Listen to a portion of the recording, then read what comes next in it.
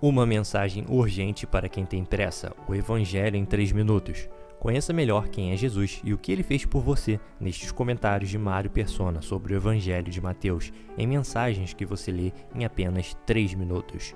Adquira agora sua cópia com frete gratuito para assinantes Prime Video. O link está na descrição do vídeo. Clique agora e garanta seu exemplar. Versículo 7. Indo pregar e dizendo, é chegado o reino dos céus. Então, é uma inauguração, ok?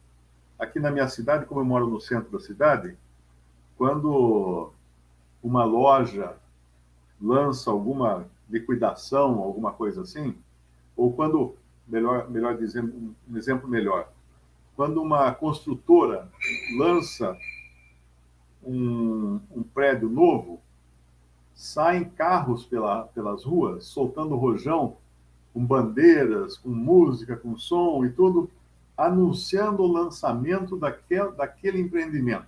Imobiliários que, quando são lançados, eles fazem uma festa, né, na cidade, passa aquela carreata, soltando rojões de som, convidando as pessoas para conhecer o apartamento de amostra, porque ainda o prédio nem foi construído ainda, mas eles põem lá um stand de vendas, eles constroem um apartamento de mentirinha, né, só para a pessoa saber como é que vai ficar e tudo mais. Então, isso é basicamente o lançamento de uma grande obra. E aqui nós estamos vendo um desses lançamentos, na Bíblia tem vários lançamentos desse. Teve um lançamento lá no Egito, quando Deus ia lançar a grande obra de libertação dos hebreus. E o que ele fez para lançar essa grande obra? Ele não soltou rojões, mas ele soltou os sinais que caíram sobre o Egito. Aqueles são os rojões que caíram sobre o Egito, os fogos de artifício, tipo assim, para chamar a atenção de todo mundo. Olha, Deus está agindo. Gente, acordem, porque Deus está agindo. A mesma coisa nós vamos encontrar várias vezes aqui no Novo Testamento, em momentos diferentes. Por exemplo, aqui, quando ele manda os seus discípulos, aqui o Filho de Deus estava no mundo. Então, era um grande acontecimento, era um grande lançamento de um empreendimento grande, né? Então, esse grande lançamento tem os rojões e fogos de artifício. Quais? Curas, expulsar demônios e tudo que fala aqui, né? Curar os enfermos, limpar os leprosos, ressuscitar os mortos, expulsar os demônios, de graça recebesse, de graça dai. Porque essas coisas aqui seriam sinais de como ia ser o reino de Cristo na Terra. Como seria o reino de Cristo na Terra? As pessoas não ficariam doentes. Haveria cura para as nações. As folhas da árvore, de que fala lá no livro do Apocalipse, seria para a cura das nações. Então, a extinção das enfermidades, um mundo de paz, de tranquilidade, de justiça. Então, ele já dá uma amostra, né? Nesses eventos, eles dão lá panfletos, né, com foto do prédio, como é que vai ficar. Então, aqui são esses panfletos que os apóstolos estão distribuindo. Olha aqui como é que vai ser o reino. Ó. Tá vendo aquele leproso ali? Ó? Paf! Sumiu a lepra dele. Isso vai ser o reino. Então, é muito importante entender o lugar que tem os milagres, os sinais, as maravilhas na obra de Deus. A mesma coisa vai acontecer quando um outro empreendimento vai ser lançado. Qual? A igreja. Por isso que no começo da igreja, você vê que as pessoas eram curadas, né? Paralíticos andavam, os cegos enxergavam. Paulo pegava até o lenço dele, não lembro exatamente como é que era que fazia as coisas, mas tudo isso eram sinais, maravilhas, para mostrar que Deus estava começando uma grande obra. Mas quando passa aqui a carreata, depois eles guardam o carro lá na garagem da construtora. Aí acaba, ninguém vai soltar rojão dentro da garagem. Acaba a carreata, né? Ou quando o prédio já vendeu a maior parte dos apartamentos, tudo não vai precisar ficar gastando gasolina. Eu moro num prédio aqui, deve ter uns 30 anos já esse prédio que foi construído, e não sai carreata para anunciar o lançamento desse prédio, né? Nem reforma. A única carreata que eu recebo é a conta do condomínio maior, que vem com o sinal de que realmente fizeram alguma coisa aqui no prédio. Mas então é preciso entender isso para não achar que os milagres e sinais eram assim, coisas jogadas a granel, né? Não, eles tinham uma função. Eles tinham uma função. A panfletagem que Deus faz ao longo da história, em determinados momentos, tinha uma função. De dizer, olha pessoal, olha o que está acontecendo aqui, ó. Coisa séria está acontecendo. Quando começou a igreja, mesma coisa. O início ali da igreja, né? Tiver o Espírito Santo descendo, pessoas sendo curadas, línguas, pessoas falando outros idiomas. Isso tudo eram sinais para mostrar que Deus estava agindo. Então, esse é um ponto que é importante as pessoas entenderem para não confundir e não passar vergonha, né? Você está me falando coisa que não tem nada a ver com o tempo da igreja. Por exemplo, se você observar, eles vão ser instruídos a sair aqui, não ir aos gentios, mas isso só vai até o versículo 15. Porque essa missão que o senhor está falando aqui, ela tem duas partes, estão separadas por centenas de anos, ou por pelo menos 2 milhares de anos. Duas partes. Porque aqueles mesmos apóstolos, que eram os apóstolos que iriam depois ser os apóstolos e profetas da igreja, que nós encontramos em Efésios capítulo 2, não é? Ele deu uns para apóstolos, outros para profetas, tal, e eles seriam o alicerce, lançariam fundamento, edificado sobre o fundamento dos apóstolos e profetas, dos quais Cristo é a pedra angular. Isso fala no final de Efésios capítulo 2. Então, esses apóstolos e profetas, que seriam o alicerce desse grande empreendimento agora, outro empreendimento, não o empreendimento do reino, outro empreendimento da igreja, eles também desapareceriam, porque não teriam necessidade mais. Porém, deixariam as escrituras do Novo Testamento para nós continuarmos construindo em cima dos alicerces que eles colocaram, do fundamento que eles colocaram. Quando se constrói uma casa, você põe um alicerce antes e depois as paredes, né? Às vezes você chama, eu quando construí uma casa minha aqui em Mineira, anos atrás, eu contratei uma empresa para fazer o baldrame e as estacas, né? E o baldrame de concreto. E aí contratei outros empreiteiros para virem construir as paredes em cima. O cara da primeira empresa mandou um bêbado para fazer a marcação e daí marcar onde ia ser o baldrame. E depois de fundido o baldrame de concreto, os pedreiros apanharam para burro, porque a minha casa tinha ficado que nem uma... Quando você pega uma caixa de papelão, sem fundo, só as laterais, e você faz assim, né? Mexe meio assim, o que ela faz? Ela vira um trapézio, né? Então o cara, ao invés de ser vamos dizer assim, que fosse um cômodo só, seria um retângulo, virou um trapézio. Ele era um retângulo torcido. E aí deu o maior trabalho para tirar as diferenças depois no piso, na telha, porque tudo em cima disso foi construído torto, por causa do erro do fundamento, né? Mas aqui, o ponto que eu queria chegar é o seguinte: essa missão deles é dupla, porque a primeira parte da missão é essa, indo só aos judeus, não indo aos gentios, mas no versículo 16 ele fala o seguinte: eis que vos envio como ovelhas no meio de lobos, portanto, sede prudentes como as serpentes e inofensivos como as pombas. Acautelai-vos, porém, dos homens, porque eles vos entregarão aos sinédrios e vos açoitarão nas suas sinagogas. E sereis conduzidos à presença dos governadores e dos reis, por causa de mim, para lhes servir de testemunho a eles e aos gentios. O apóstolo, depois que voltou, né, esses 12, depois que eles voltaram, eles poderiam falar assim: mas senhor, o senhor falou para a gente tomar cuidado, que a gente seria açoitado, a gente, né, seria preso e serviríamos de testemunho aos gentios. Nós nem vimos gentil nessa viagem, nós não fomos açoitados, todo lugar que a gente ia, as pessoas nos recebiam. E como é que é isso, senhor? Eu podia questionar isso, não podia? Porque realmente a coisa aqui tem um cisalhamento aqui, né? Vem uma coisa, começa outra. Muito terrível, muito difícil, muito complicada. Por quê? Porque ele está falando de duas coisas, dois tempos diferentes. O primeiro tempo era essa missão aos judeus. O segundo tempo é quando esses apóstolos, aqui, desse tempo aqui do Evangelho, estariam representando um pequeno remanescente de judeus fiéis que se levantará ainda no futuro, depois do arrebatamento da igreja, e eles serão muito perseguidos, e acontecerá tudo isso que está falando aqui para eles, com eles.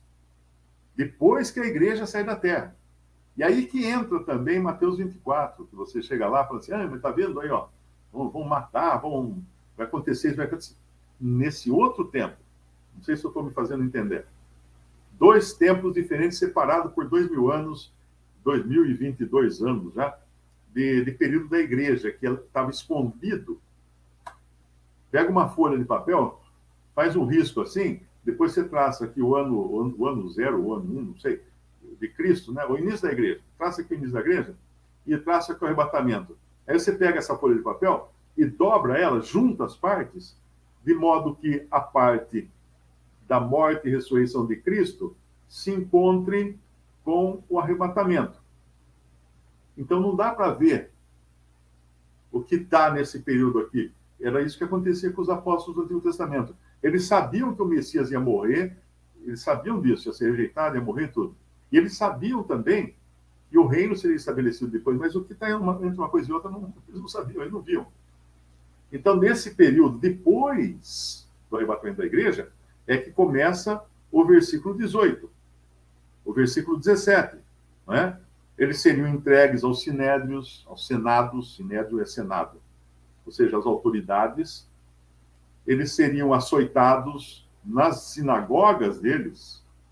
Por quê? Porque os próprios judeus iriam perseguir esse remanescente de judeus que se levantará lá na frente ainda. Isso aqui é futuro, lá na frente.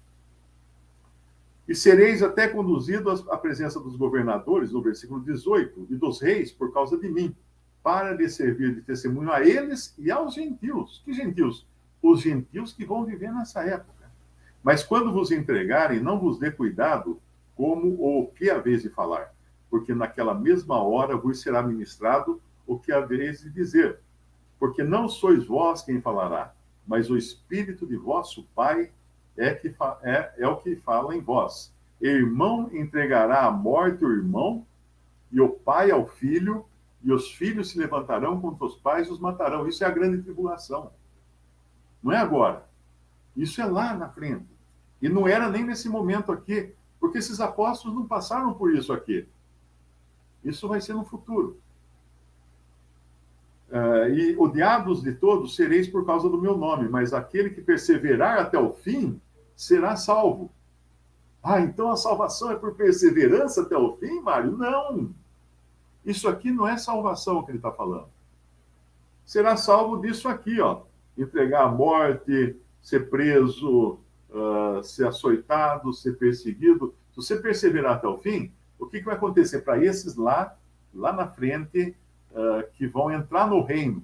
Porque as pessoas entrarão, no reino de Cristo na Terra, você não entra pela morte, você entra caminhando. O rescaldo, vamos dizer assim, os salvados de incêndio, como se fala em linguagem de seguradora, né? Os salvados de incêndio é que entrarão. Os sobreviventes da grande tribulação, os sobreviventes fiéis, principalmente judeus, né? É que entrarão no reino milenário de Cristo. E como eles entrarão? Entrarão andando, caminhando, estão vivos. Eles não morreram. Eles vão entrar no reino para viver lá depois 1000 anos no reino, reinando com Cristo, reinando sobre eles, e a igreja reinando também junto com Cristo. Então, aí por isso que essas coisas que fala aqui, quando fala quem perseverar até o fim, será salvo. É salvo, ou seja, não vai morrer antes de poder entrar. Vai ter a vida salva. Não sei se deu para entender. Será salvo da morte. Tem nada a ver com salvação eterna aqui. É outra linguagem. Porque a linguagem de salvação para os judeus era diferente da linguagem de salvação hoje no tempo da graça. Porque para os judeus, ser salvo era não morrer e entrar no reino. que era a promessa para eles. Reino aonde? Lá, não, reino aqui, na terra. Essa era a promessa para eles. Então, quando ele fala, no versículo 23, quando, pois, vos perseguirem nessa cidade, fugi para outra. Porque, em verdade, vos digo que não acabareis de percorrer as cidades de Israel. Está vendo como é geograficamente localizado? Isso aqui não é o mundo todo, não. Isso aqui é Israel. A terra ali na Judéia. Não acabareis de percorrer a cidade de Israel sem que venha o Filho do Homem. E a vinda do Filho do Homem é quando ele vem para julgar as nações, se livrar dos bodes, premiar as ovelhas, que são os gentios que vão cuidar de quem? Dos pequeninos irmãos do Senhor. 3 classes de pessoas que você encontra em Mateus 25, depois leia Mateus 25, da metade para o fim, mais ou menos, que ele fala dessas 3 classes de pessoas. Então, por isso que ele fala que não acabareis de percorrer as cidades de Israel sem que venha o Filho do Homem. Estarão fugindo de uma cidade para outra, isso no período da grande tribulação, nos últimos 3 anos e meio, de tribulação, aí o Senhor voltará e porá os seus pés no Monte das Oliveiras, para então começar o julgamento, primeiro dos próprios judeus, que estarão ali na Judéia, né, que estarão ali, e depois também das nações gentias. E ali é o julgamento das nações, de grupos, é um julgamento de grupo de pessoas. Então, acho que isso aqui já dá uma visão panorâmica de como a coisa vai acontecer, e entendendo então essa questão dos milagres e sinais, a razão deles existirem em determinados momentos da história, não é uma coisa assim genérica, todo lugar que eu for eu consigo fazer milagre, curar leproso, não consegue. Os mesmos caras aqui na televisão aí falavam que curavam tudo, alguns deles morreram de Covid, e outros perderam familiares de Covid e não conseguiram, e outros ficaram doentes, não, e quase embarcaram. Ali na televisão é tudo bonito, né? Tudo põe a mão lá e cura todo mundo, né? Mas na hora do vamos ver, meu amigo, não dá para esconder, não. Então não tem é muita mentira que corre nessas igrejas, nesses pregadores, muito truque, tem gente que é contratada para levantar a cadeira de rodas e falar assim, agora eu consigo andar, truque, não é milagre, é truque. Então, é bom entender essas coisas para você não cair na conversa dos curandeiros profissionais, aí, milagreiros, né? E deixar com eles seu carro, a sua casa, a sua bolsa, seu cartão de crédito e tudo isso. Porque são malandros mesmo. Malandragem pura, da grossa. Quando você conhece o que corre nos bastidores, você fica sabendo dessas coisas. Teve uma palestra que eu fiz uma vez numa empresa, uma siderúrgica, palestra acho que era segurança no trabalho, alguma coisa assim. E depois que eu terminei a palestra, estava juntando minhas coisas, veio conversar comigo o rapaz do som. Ele falou assim, Mário, eu gostei da sua palestra e tal, e eu sei que você é cristão. E eu tenho um primo, acho que mora nos Estados Unidos, e ele faz também essa parte de som, né? O técnico de som falando para mim, de som, áudio, filmagem e tal, ele trabalha com isso nos Estados Unidos. E ele me contou que tem um pregador famoso lá, que faz muitos milagres, e ele foi contratado por esse pregador para fazer toda a parte de sonorização do teatro, onde aconteceria um grande show de milagres uma determinada noite lá. Então, esse meu primo ficou lá ligando o fio e puxando para cá. Chegou uma hora, o pastor, lá no palco, pediu que todos fossem embora, porque agora era um assunto só interno, que eles iam conversar. Mas esse primo, o rapaz estava me contando a história, não saiu, não foi embora. Ele ficou lá atrás, nos bastidores, ninguém viu ele lá. Tem uns fios para ligar ainda, tem umas coisas para resolver lá, então ele não foi embora. Mas de lá, ele conseguia enxergar pela fresta da cortina o que estava acontecendo no palco. Porque a hora que saiu todo mundo, chegou uma equipe de atores, trazendo muleta, óculos escuros, cadeira de rodas e tudo mais, puseram tudo no palco e fizeram um ensaio. Então, um sentava na cadeira de roda, eu vi um pastor falando assim, eu te curei, eu te curo, levanta e anda. Daí o cara levantou, fui curado, tal.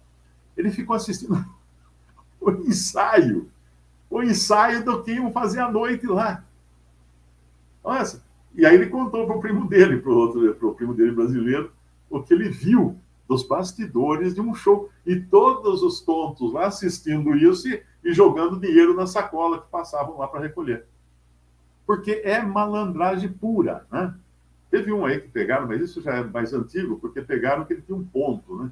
Ele tinha investigadores que investigavam a vida das pessoas e ele tinha um ponto no ouvido, aquele ponto de... é o microfone com rádio, né? E aí os investigadores dele pegavam informações das pessoas e falavam assim, aqui tem uma pessoa que mora em tal lugar, que tem um cachorro que chama não sei o quê. Claro, tem um cara lá atrás soprando para ele aqui todas as informações, até quem era a pessoa, aquela de blusa vermelha lá. E ela está uma pessoa de blusa vermelha aqui. Gente, onde tem dinheiro, tem malandragem. Então, acorda, fique atento para esse tipo de coisa. Mas eu acho que aqui já deu para dar uma explicação de como se encaixam essas ações dos apóstolos, esses milagres também, para a gente não ser confundido hoje com muitas diferentes doutrinas e fantasias. E como é que chama lá que Paulo alerta Timóteo? Lendas de velhas caducas, fábulas de velhas caducas, que é o que mais circula aí hoje por essas igrejas pentecostais e neopentecostais, de milagres, né, que vendem milagres à torto e direito. Uma mensagem urgente para quem tem pressa: o Evangelho em 3 minutos.